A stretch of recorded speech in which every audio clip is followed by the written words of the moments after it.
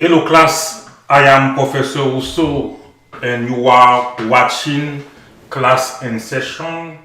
Today I will be talking about something that is called 5 to 9 plans. What are they exactly? To make it easier for you, 5 to 9 plans are investment that you make toward your education or the education of your children or anyone you choose as your beneficiaries. Let's talk about the two types of 5 to 9 plans. We have several categories, but we have two main types that today I will just try to tell you what they are and you will decide which one is good for you at the end. The first one we'll be talking about is the education savings plan. As you can see in the name, you see savings. When you select a 5 to 9 plans, practically you are selecting to invest. But what you are investing is like a saving. What do we call an education saving plans is nothing but when you are contributing toward the plan, you are practically investing, saving your money, and whatever you are saving are going tax deferred, meaning that you are putting money in this plan and IRS will not tax your entire income. Let's take an example to make it easier for you to understand. Let's say that every year you make $100,000 and you elect to pay to a plan where you said, I want to do a 5 to 9 plans. You select your plan and for the year, let's say for the year you contribute, let's say 7,000. 7,000 of your income. Guess what? And as a general rule, IRS should tax you on the entire $100,000. But on this case, because you elect to have a 5 to 9 plan, IRS will take 100,000, subtract 7,000, IRS will only tax you on 93,000. The $7,000 that you contribute every year will be going tax deferred. Now, when it's time for you to take your money, there are some specifications. Tax deferred means you don't pay taxes now, but you will pay later. If it's time for your kids or for you to go to school, if you withdraw the money for qualified education expense, you can withdraw that money tax-free without paying a dime on taxes. However, if you withdraw the money to use it on non-education expense, IRS will tax you about 10% because it will be a type of income, a type of earning. This is the beauty of the college saving plans. Family 9 college saving plans is you can elect one and it go tax deferred. When it's time for you to take your money, you don't have to pay any taxes. If you use the money for women, for boarding, to buy books, or to pay for tuition. Tuition, which brings me to the other type of 5 to 9 college saving plans. The second one we'll be talking about is prepaid tuition plan. Let me give you an example so you will say, wow, this one is good. Let's say that your child right now is 8 years old. Your child decides, you know what, I'm smart, I want to go to law school and I want to go to, let's pick a school, let's pick a UCF, for example. I just pick a school, right? So right now you select your plan, your financial manager, your financial advisor will contact the school for you, or you can contact the school to know how much is the tuition. Let's say that now the tuition is $10,000 a year to study law, which about like 4 years, $40,000 a year. You elect the plan, the school agrees to the conditions, and you said what? You pay in 10K. That's what you are giving to the school, so you lock in the tuition. 10 years from now, let's say 30, 34, your child now is eligible and she got accepted into college and she will be going to UCF as you plan. Guess what? Guess how much money your child will pay per year for the tuition, even though right now the tuition could at 2034, it could be 30K. Whether it is 20K or 9K or 30K, since you already locked in the tuition rate, you will only pay or your child will only pay the 10K that your financial manager or in the school already agreed on. $10,000, that's what you will pay. Although right now in 2024 you agree, you lock that rate. In 2034 is 20K, doesn't matter, you will be paying 10K. Once again, this is the beauty of the 539 college plans. As long as you use that money for education related expense or qualified education expense, your money will be going tax free and you will withdraw your money tax free. Now, let's talk about what we call eligibility. Who are eligible to open a 529 plan and who is eligible as well to benefit from a 529 college saving plans. Anyone can open a 529 plan, especially parent or grandparent. You can open it for your child, and you will see down the road you can also use it for yourself. So if you are a parent, you can pick any beneficiary. For them, you put money to the side, or you put money for them so they can go to school whenever they are eligible. But one thing though, you can start your education, start using your a 529 plan from K-12 to university or to college. Is funded, is recognized by the federal government, by state government, and by local government. K-12 from university, that's when you can start saving money from your child. So practically, the day of your child's birth, you can start contributing toward a 529 college saving plan or 529 education plan for them. Okay, so what happened if I open an account for my daughter? Let's say her name is Jane, but I also have another son. Let's say his name is Bob. So I didn't put too much effort on Bob. I said, you know what? I'm gonna put the effort on Jane. I put my money, I save the money, and then at 18, 19, Jane said, you know what? I don't want to go to college. I want to be a sweeper. I want to do something different, but I don't need money for that.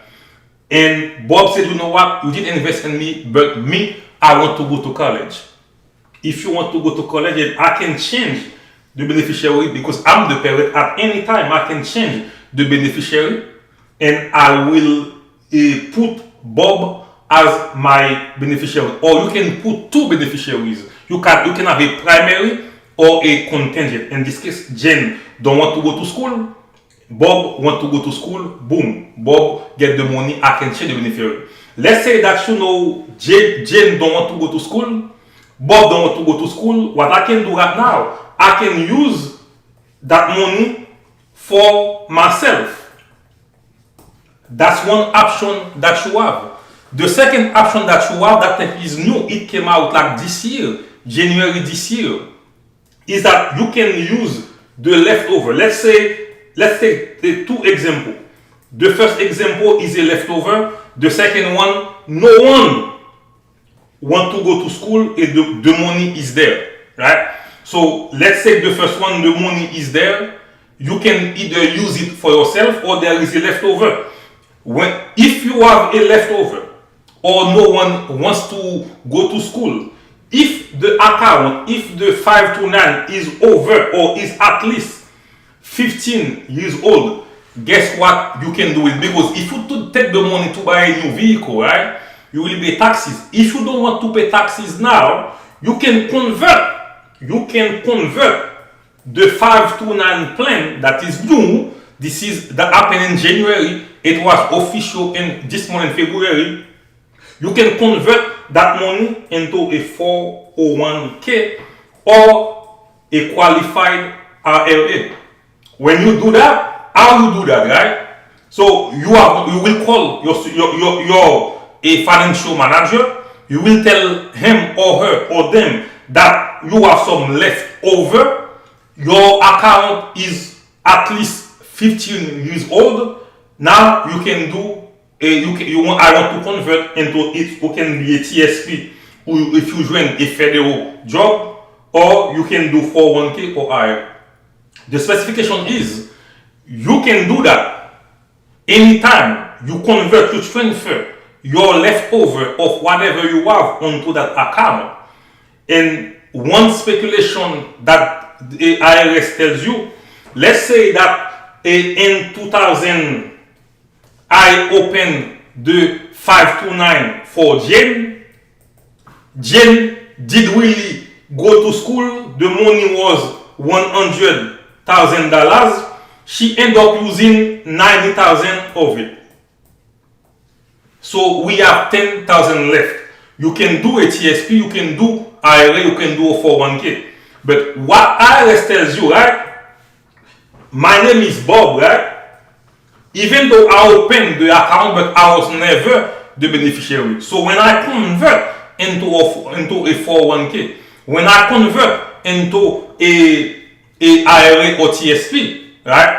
So the money the account cannot be under my name, it has to be under the name of Jen. So practically, the beneficiary listed on the 529 education plan has to be the same beneficiary listed on the 401k or IRA policy. That's what IRS told you. So now, let's say that it's not because I don't want to school at 18, right? At 18, I decide to not go to school and I have the money on my account. So I want to join the military. Some states will allow you to take the money, whoever who owns the policy, you can take the money tax free. However, it's unlikely.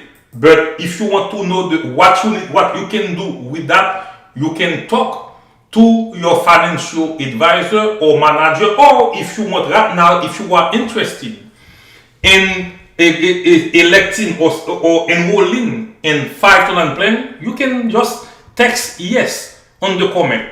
Text yes and I will contact you myself and I will walk you through the process so you can do that. So one thing about the 401k, there is a limit. For the year 2024, for this year, 7,000. Meaning that you can only contribute 7,000 for this year. If if whatever you have left is, let's say, is 8,000, and you want to change it, to convert it into a 401k, if you want to invest the entire 8,000, IRS will not tax the first 7,000, but the other 1,000 you will pay taxes because IRS will see the 1,000 as an earning, as an income, and you will pay at least about 10% of that money. So let's say that your leftover was 3,000, and you transfer the entire 3,000 toward your 401k or IRA. You can still contribute. You can still contribute toward your 401k till you hit 7,000. This one is provided that you contribute more per year toward your 529 saving plans.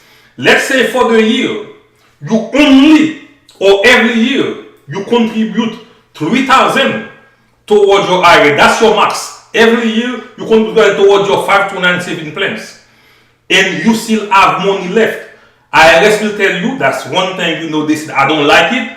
You can only convert 3,000. You cannot add more. You cannot add 4,000 more to reach up to 7,000. Those are some specifications, some stipulations that is included in the 529 education plan. When if you have leftover or if your kids don't want to go to school. The question I see right now, listen, you want to be a plumber. You want to be a lawyer. You want to be an electrician. You want to be a doctor. You can use that money for search. Even worse, if you want to go to high school,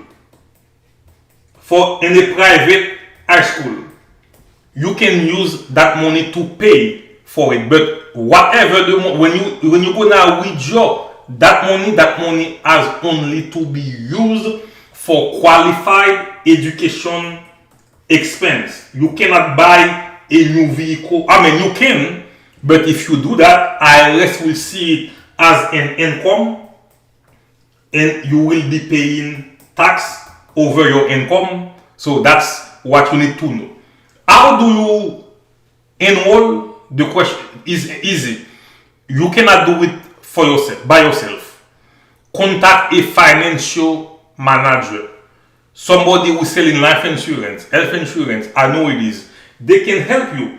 And also, you know what? Let me tell you that. You can call me 618-823-8701 and I will guide you through and I can get you spun up in like less than 10 minutes. But before I do that, what I'm offering you that other people don't, and before I tell you to pay that much money towards your 529 saving plans, I will ask you to complete what we call a FNA, financial needs analysis, so I can see your income, how much money you have, how much debt that you have, to make sure that you can pay whatever you decide to pay.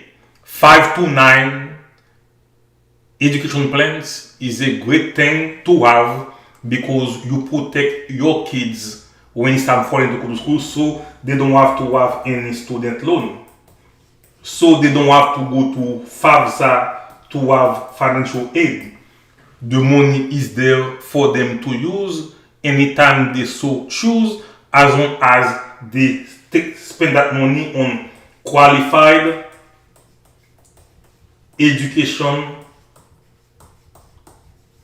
expense. Boom, shakalaka. When you do that, is tax free. Good way to invest on your child education. Good way also to enjoy your retirement because you already put all the money, so whatever you have left right now will be for you to travel, to do whatever you want. This is 529 education plans. My name is Professor Rousseau and you were following Class in Session on Apostrophe Podcast. Thank you. See you next week.